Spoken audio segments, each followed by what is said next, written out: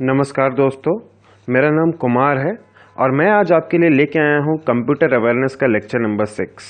दोस्तों, अभी तक हम लोग 5 लेक्चर पढ़ चुके हैं। उसके अंदर हमने काफ़ी सारे क्वेश्चंस किए हैं जो कॉम्पिटिशन्स में आते हैं, एकदम वैसे के वैसे ही उठ के आ जाते हैं, ऑप्शन भी चेंज नहीं होते हैं, इस तरह के क्वेश्चंस थे वो। तो हम उसी सीरीज़ में अब आगे बढ़ते हैं और क्वेश्चंस लेते हैं, क्योंकि न्यू इंडिया एश्योरेंस का मेंस का एग्ज़ाम अभी सर पर ही है। उसके अलावा SBI PO, जल्दी ही SBI PO का प्रीलिम्स भी डिक्लेयर होने वाला है, तो उसके लिए भी मेंस के लिए आपको ये ज़रूरत पड़ेगा।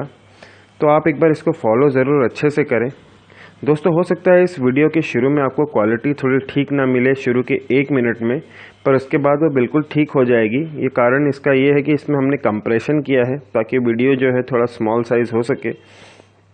तो आप वीडियो को एग्जिट मत कीजिएगा, पूरा वीडियो ज़रूर देखिएगा। आपको आज के लेक्चर में काफ़ी सारे क्वेश्चंस मिलेंगे जो कि एग्ज़ाम के अंदर आपके उठ के सीधे सीधे आएंगे, ऑप्शंस भी चेंज नहीं होंगे। तो चलिए आज का हम पहला क्वेश्चन करते हैं। आज का पहला क्वेश्चन दोस्तों आप देख सकते हैं क्या है। In Word which menu would the user select to print a document. दोस्तों अब इसके अंदर क्या है आपका, अब जरा ध्यान से देखें। फाइल मेन्यू, देखिए वर्ड के अंदर कुछ मेन्यूज़ होते हैं जिससे कि हम लोग कुछ न कुछ उससे हम यूटिलिटी उसकी आती है कि क्या क्या है इसमें, क्या क्या नहीं है, क्या क्या कर सकते हैं, क्या क्या नहीं कर सकते हैं। तो वो जो मेन्यूज़ होते हैं वो होता है फाइल मेन्यू, दूसरा एक होता है टूल्स मेन्यू, तीसरा होता है एक व्यू मेन्यू। अब देखिए इसके अंदर हम लोग क्या क्या कर सकते हैं। फाइल मेन्यू के अंदर हमें जो ऑप्शंस देते हैं वो क्या देते हैं कि हम लोग एक नया डॉक्यूमेंट क्रिएट कर सकते हैं, या किसी डॉक्यूमेंट को क्लोज कर सकते हैं, या किसी डॉक्यूमेंट को सेव कर सकते हैं, या हमने कोई हमने अगर डॉक्यूमेंट बनाया है उसको हमें सेव करना है तो हम इसके थ्रू फाइल में जाके सेव भी कर सकते हैं। उसके बाद अगर हम चाहें तो उस डॉक्यूमेंट को हम लोग उसका प्रिंट प्रीव्यू देख सकते हैं। प्रिंट करने से पहले उसको प्रीव्यू देख सकते हैं कि कैसा दिख रहा है। उस पेज को हम लोग क्विट भी कर सकते हैं। तो दोस्तों फाइल मेन्यू मैंने आपको बता दिया क्या क्या आता है। किसी भी नए डॉक्यूमेंट को ओपन कर सकते हैं, किसी भी डॉक्यूमेंट को क्लोज कर सकते हैं, किसी भी डॉक्यूमेंट को सेव कर सकते हैं, या सेव एज ऑप्शन एक आता है। सेव एज में क्या होता है कि वो आपको उस डॉक्यूमेंट का नाम देने देगा, किस नाम से आपको सेव करना है। पेज सेटअप कर सकते हैं आप। प्रिंट प्रीव्यू से प्रिंट देने से पहले उसको प्रीव्यू कर सकते हैं कि कैसा आ रहा है, लैंडस्केप में आ रहा है कि पोर्ट्रेट में आ रहा है, और अलग अलग चेंजेस, मार्जिन्स, सब कुछ आप देख सकते हैं। क्विट का ऑप्शन भी इसमें ही फाइल मेन्यू में होता है कि आप इसके अंदर क्विट कर सकते हैं किसी भी डॉक्यूमेंट को। अच्छा, अब व्यू मेन्यू क्या आता है। व्यू मेन्यू नाम से ही पता चल रहा है दोस्तों क्या होता है कि हमें व्यू करने का तरीका है ना। तो एक किसी भी डॉक्यूमेंट में हम लोग अगर हेडर और फुटर लगाना चाहें तो ये इसके अंदर आता है। हेडर एंड फुटर आपको किस में मिलता है, फाइल मेन्यू में, याद रखिएगा। टूल्स बार आपका होता है व्यू मेन्यू में। पेज लेआउट आपका जो होता है वो भी आपका व्यू मेन्यू में आता है। फुल स्क्रीन आप करना चाहते हैं, जूम इन जूम आउट करना चाहते हैं, ये सब आपका व्यू मेन्यू में देता है। क्योंकि जूम इन एक तरह से व्यू देखने का तरीका ही है ना, व्यू। तो जूम करना ये सब क्या है, ये सब देखने का ही तरीका है, व्यू करने का तरीका है, इसलिए इसमें आएगा। आप इसको याद भी कर सकते हैं। ये ज़रूर ध्यान रखिएगा कि हेडर एंड फुटर जो है वो व्यू मेन्यू का पार्ट होता है। फाइल मेन्यू में आपको क्या बोला था, क्रिएट न्यू डॉक्यूमेंट, मतलब new document, close, save as, print preview,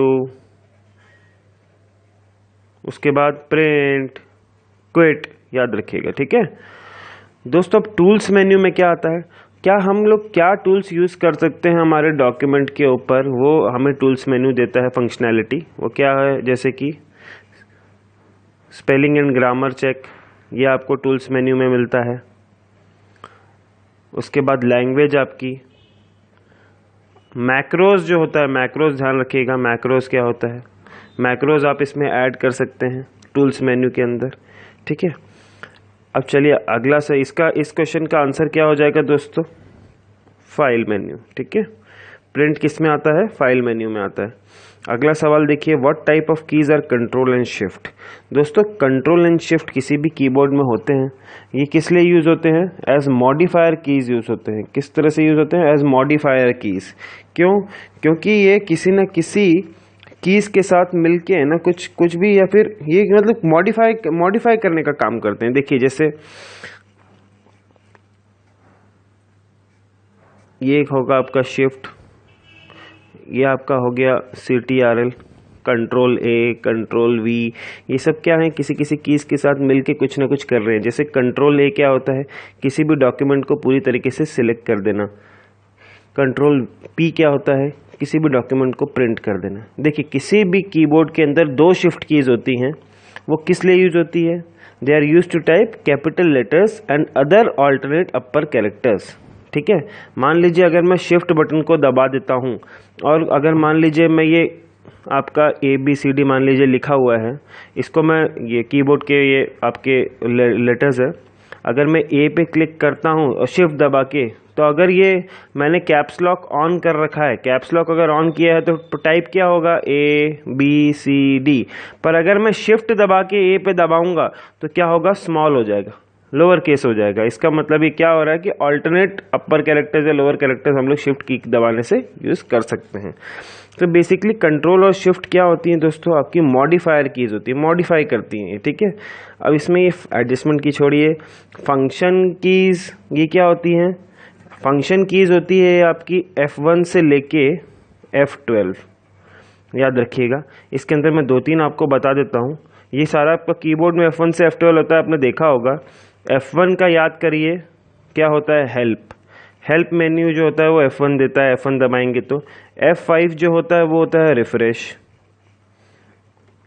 F8 क्या होता है आपका? स्टार्ट विंडोज इन, ये याद रखिएगा, start Windows PC in safe mode, बहुत ध्यान से रखिएगा। F1 क्या होता है? हेल्प। F5 क्या होता है? रिफ्रेश। और F8 होता है आपका विंडोज को स्टार्ट करता है ये सेफ मोड में। ठीक है, अगला आप एक देखेंगे अल्फा न्यूमेरिक कीज भी आपको दिख रहा है। अल्फा न्यूमेरिक कीज क्या होता है? All letters and 0 to 9 numbers. All letters and 0 to 9 numbers, ये क्या है? आपके अल्फा न्यूमेरिक कीज है कीबोर्ड पे, ये ध्यान रख लीजिए। देखिए उसके अलावा अब आपका ये फंक्शन कीज जो होती है ना आपकी, ये जनरली किस चीज़ के लिए यूज़ की जाती है? ये दरअसल F1 F से लेके F12 तक जनरली है ना आपकी मॉडिफायर कीज, यानी कंट्रोल और शिफ्ट के साथ इनको यूज़ किया जाता है कोई फंक्शन एग्जीक्यूट करने के लिए। ठीक है, तो generally the function keys F1 से F12 are used with modifier keys control and shift to execute some function, कोई फंक्शन परफॉर्म करने के लिए यूज़ किया जाता है। अगला आप देखेंगे what is the storage area for email messages called. देखिए दोस्तों, इसके अंदर आपको एक डायरेक्टरी मिल रहा है, फोल्डर मिल रहा है, मेल बॉक्स मिल रहा है, मेमोरी मिल रही है। दोस्तों आप इसका आंसर में आपको साफ साफ पता चल भी रहा है इसकी लैंग्वेज से, इसका मेल बॉक्स आंसर होगा। एक बार मैं आपको बता देता हूँ डायरेक्टरी क्या होती है। देखिए कंप्यूटिंग के अंदर डायरेक्टरी क्या होती है? एक फाइल सिस्टम होता है। एक डायरेक्टरी क्या होता है? एक फाइल सिस्टम होता है जो कि उसके अंदर मान लीजिए डायरेक्टरी, तो इसके अंदर रेफरेंसेस होंगे टू अदर कंप्यूटर फाइल्स। ये दूसरी कोई फाइल्स पड़ी हैं तो इसके रेफरेंसेस जो हैं, इन सब के जो रेफरेंसेस हैं वो इस डायरेक्टरी में पड़े होंगे। हम कहते हैं ना एक डायरेक्टरी होती है, जैसे मान लीजिए टेलीफोन डायरेक्टरी होती है, उसके अंदर सबके नंबर लिखे होते हैं। इसी तरह ये डायरेक्टरी में क्या लिखा होता है? फाइल्स का आपका रेफरेंस लिखा होता है कि कहाँ पर है कहाँ नहीं, इसके रेफरेंसेस लिखे होते हैं। ये इसके अंदर आपका फाइल्स के रेफरेंसेस भी हो सकते हैं और अलग से कोई डायरेक्टरी है उसका भी रेफरेंसेस, और directory with in a directory भी कर सकते हैं। तो इसके अंदर क्या हो सकता है? आपका फाइल्स का रेफरेंसेस भी हो सकता है या किसी और डायरेक्टरी का भी रेफरेंस हो सकता है। ये बात ध्यान रखिएगा, कंप्यूटर के अंदर यूज होता है डायरेक्टरी जो कि एक फाइल सिस्टम होता है। ठीक है, याद रखिए अगर कोई फाइल सिस्टम पूछे तो directory is a file system only. ठीक है, अगला मेल बॉक्स क्या होता है? दरअसल मेल बॉक्स क्या होता है इसको हम लोग कहते हैं, ध्यान रखिए एग्जैक्टली ऐसा लिखा हुआ ही आता है, ईमेल मैनेजमेंट एप्लीकेशन। ठीक है, ये ईमेल मैनेजमेंट एप्लीकेशन होता है। ये क्या करता है? ये आपको हेल्प करता है कई सारी चीज़ें, आपके मेल्स को क्या करने की प्रायोरिटी वाइज, डेट वाइज आपको अरेंज करने में हेल्प भी करता है ये मेल बॉक्स का एप्लीकेशन।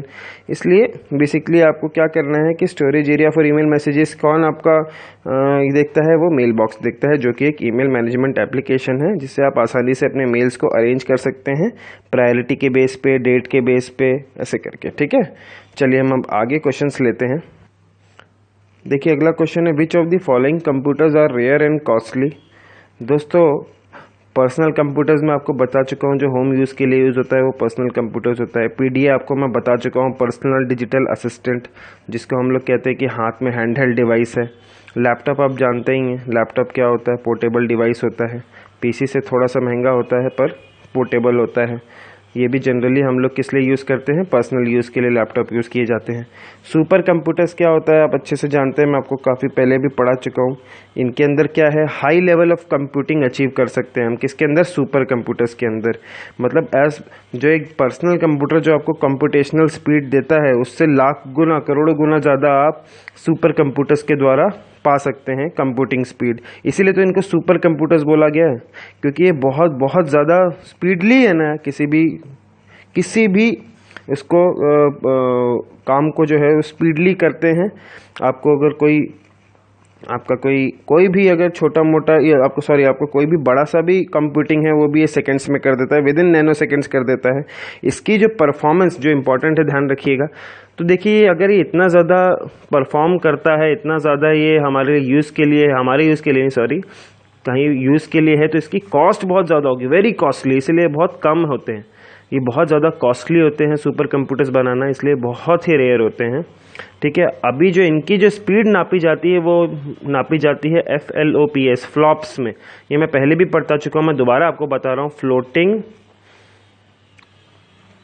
पॉइंट ऑपरेशंस पर सेकेंड, याद रखिएगा। एक और मैं आपको थोड़ा सा बता देता हूँ, फास्टेस्ट अभी क्या सा चल रहा है सुपर कंप्यूटर, आपको शायद जानकारी हो। मैंने अब थोड़ा सा देखा था, तो इसमें मैंने देखा था सनवे ताइहू लाइट। ये कहाँ का है, चाइना का है दोस्तों, चाइना ने बनाया है। इसकी स्पीड जो है 93 पेटाफ्लॉप्स है, पेटाफ्लॉप्स याद रखिए। फ्लॉप्स किसी भी इसकी जो कंप्यूटेशनल स्पीड नापने का तरीका होता है, और ये तो पेटा में है, सोचिए कितनी स्पीड होगी। तो सनवे ताइहू लाइट जो है ये फास्टेस्ट सुपर कंप्यूटर है। हम इंडिया का भी जानते हैं, परम सीरीज़ यूज़ होती है, आपको याद होगा। और अभी लेटेस्ट जो है परम सीरीज़ में कौन सा आया है, परम ईशान। और इसको कौन डेवलप करता है सुपर कंप्यूटर्स को इंडिया के लिए, तो CDAC Pune, centre for development of advanced computing. ये कहाँ पर है, पुणे में है, जहाँ की सुपर कंप्यूटर परम जो है वहाँ पे अभी लेटेस्ट सीरीज़ का, उस परम सीरीज़ में लेटेस्ट कौन सा, परम ईशान उन्होंने डेवलप किया है दोस्तों। अगला सवाल देखिए, इसका आंसर मैं पहले टिक कर देता हूँ, सुपर कंप्यूटर इसका आंसर हो जाएगा। Holding the mouse button down while moving an object और टेक्स्ट इज नोन एज। दोस्तों हम सभी इसका आंसर जानते हैं, क्या है, इसका होगा ड्रैगिंग। देखिए क्या करते हैं हम लोग, किसी भी फाइल को इसको ग्रैब करते हैं, और इसको मान लीजिए यहाँ पर आपका यहाँ पर एक डेस्कटॉप पे एक मान लीजिए F ड्राइव में, E ड्राइव में आपका एक फ़ाइल पड़ी हुई है, मूवी क्या बोल रहे हैं, पिक्चर पड़ी हुई है। इस पिक्चर को आपको डेस्कटॉप के ऊपर मूव करना है, तो आप क्या करते हैं, उसको पहले माउस को क्लिक करते हैं, बटन को दबाए रखते हैं उसके ऊपर, इस पिक्चर के ऊपर। सपोज ये E के अंदर एक यहाँ पे ये फाइल पड़ी हुई है, आप क्या करते हैं, माउस का कर्सर लेके जाते हैं, इसके ऊपर रखते हैं और राइट क्लिक करके लेफ़्ट क्लिक करके दबाए रखते हैं। उसके बाद कर्सर को मूव करते हैं और डेस्कटॉप पे लाके छोड़ देते हैं। तो ये क्या उसको कहते हैं, ड्रैगिंग कहते हैं इस मेथड को। ठीक है, इससे क्या होगा कि ये यहाँ से आपकी डेस्कटॉप पे भी आ जाएगी, चीज़ ध्यान रखिएगा। बाकी सब ऑप्शंस जो हैं वो किसी काम के नहीं है, मूविंग, हाईलाइटिंग, सिलेक्टिंग, ये सब किसी काम के नहीं है दोस्तों। अब ये क्या है, each box in a spreadsheet is called. देखिए दोस्तों इसमें एक इम्पॉर्टेंट है रिकॉर्ड फील्ड। ये देखिए मान लीजिए आपका मैं आपको थोड़ा सा एग्जांपल देके बताता हूँ। अगर मान लीजिए XYZ कोई एक कंपनी है, इसके एम्प्लॉयज़ का हमें डिटेल्स चाहिए, रिकॉर्ड जो मेंटेन करते हैं। देखिए पहले ही पता चल गया रिकॉर्ड। सपोज ये क्या है, ABC एक आदमी है, एम्प्लॉई नंबर ABC, ठीक है। फिर उसके बाद एम्प्लॉई नंबर DEF, फिर क्या है एम्प्लॉई नंबर GHI, ठीक है। ये 3 एम्प्लॉयज़ है, ABC, DEF और GHI, टोटल 3 एम्प्लॉयज़ हैं। इसके अंदर क्या है इसकी, सबसे पहले इनका डेट ऑफ बर्थ आ गया, उसके बाद इनका पैन कार्ड नंबर आ गया, इनका एड्रेस आ गया, इनका मोबाइल नंबर आ गया। तो दोस्तों आपने देखा कि क्या है, एम्प्लॉय ABC का date of birth, PAN card, address और उसके बाद इनका मोबाइल नंबर। एम्प्लॉय DEF का भी सेम, ये सेम। एक तरह से क्या है, जो DOB, date of birth, PAN card और ये एड्रेस, ये सब क्या है, इसके फील्ड्स हैं दोस्तों। क्या है, फील्ड्स, मतलब कि अलग अलग इस एक एम्प्लॉय के लिए ये अलग अलग फील्ड्स हैं। ये सारी की सारी फील्ड्स है जो भरनी है, मतलब ये कॉलम्स जो हैं वो क्या हैं, आपके फील्ड्स है।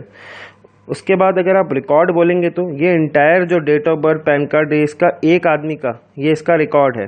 ABC का जो है एम्प्लॉयमेंट रिकॉर्ड, ये देखिए ये रहा। मतलब कि क्या है, व्हाट इज रिकॉर्ड, रिकॉर्ड क्या है, बेसिक डेटा स्ट्रक्चर है जो कि it is a collection of fields, ठीक है। It may be of different data types, जैसे डेट ऑफ बर्थ क्या है, न्यूमेरिकल है। CDNPS ये आपका पैन कार्ड क्या है, ये आपका न्यूमेरिकल एंड ये लेटर्स दोनों यूज होते हैं इसमें। एड्रेस क्या है, नॉन न्यूमेरिक है।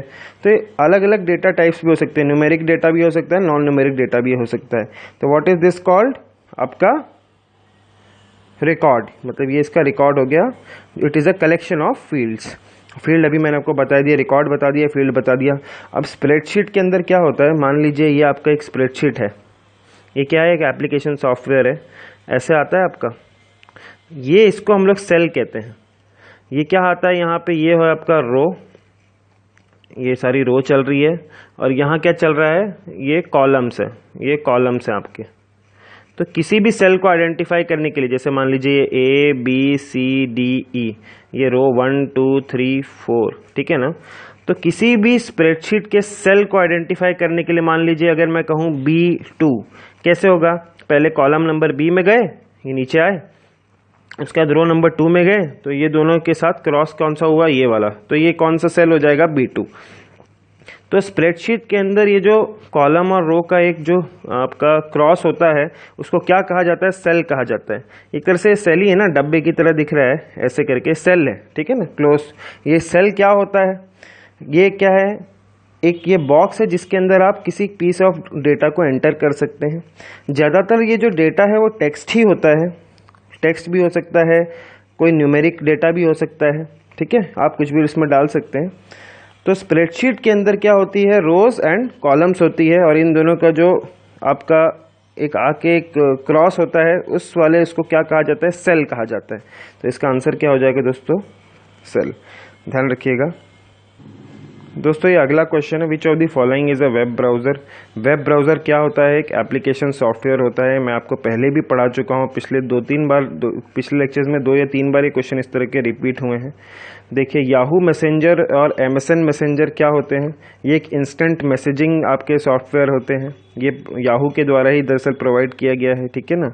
ये क्या है, इंस्टेंट मैसेजिंग के लिए सॉफ्टवेयर जो होते हैं वो है।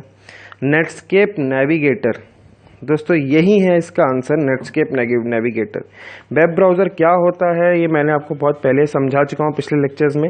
जिसको नहीं पता है वो पिछले लेक्चर्स देख ले, क्योंकि बार बार रिपीट करने से समय ख़राब होगा हमारा, उसके अंदर हम और कुछ क्वेश्चंस ले सकते हैं। तो आप पिछले उसमें देखिए क्या है।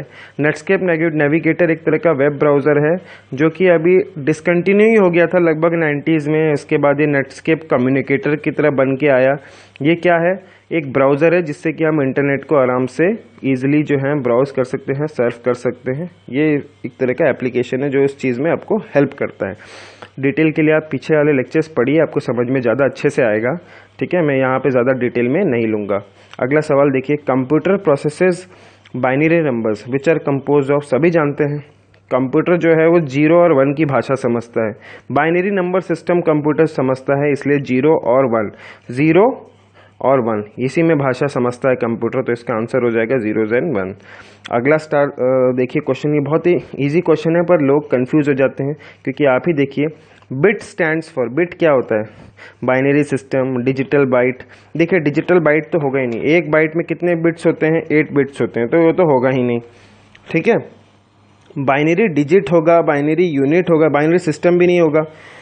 बाइनरी डिजिट या बाइनरी यूनिट में बहुत ज़्यादा बच्चे कंफ्यूज होते हैं, तो हमेशा ध्यान रखिए इसका आंसर आपका जो होगा वो होगा बाइनरी डिजिट, यूनिट नहीं बाइनरी डिजिट आएगा, ये चीज़ ध्यान रखिएगा। Bit stands for binary digit, IT, ठीक है, बाइनरी डिजिट। चलिए अब अगला सवाल करते हैं। दोस्तों ये देखिए, dash ports connect special types of music instruments to sound cards.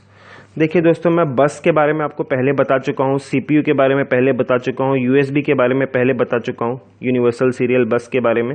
ये मैं अभी आपको नहीं बताऊंगा, क्योंकि पिछले लेक्चर्स में आप पढ़िए, आपको ज़्यादा अच्छे से समझ में आएगा, बहुत डिटेल में समझाया हुआ है, ठीक है।